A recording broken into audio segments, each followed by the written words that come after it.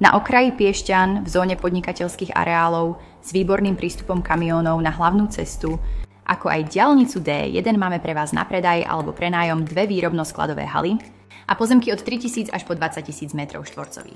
Areál je oplotený, zabezpečený kamerovým systémom a nachádzajú sa tu všetky inžinierské siete.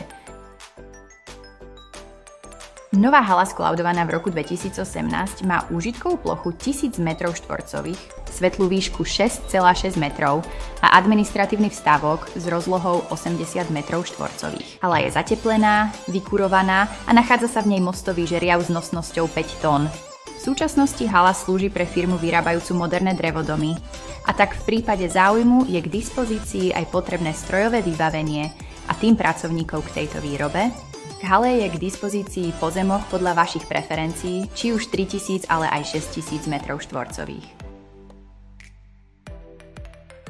Oblúková hala Hupro z roku 2008 má úžitkovú plochu 1000 m2, svetlú výšku až 7,5 metra a administratívny vstavok cez 2 podlažia.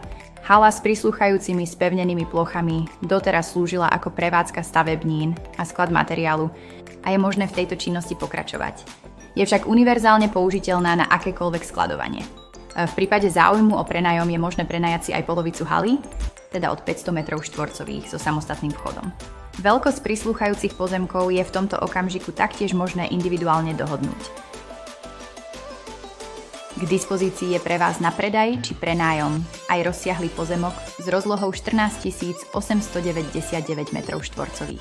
Pozemok je vhodný napríklad na vybudovanie záhradného centra, výstavbu penziónu či iné aktivity. Viac informácií vám radi poskytneme na osobnej obhliadke. Neváhajte a kontaktujte nás.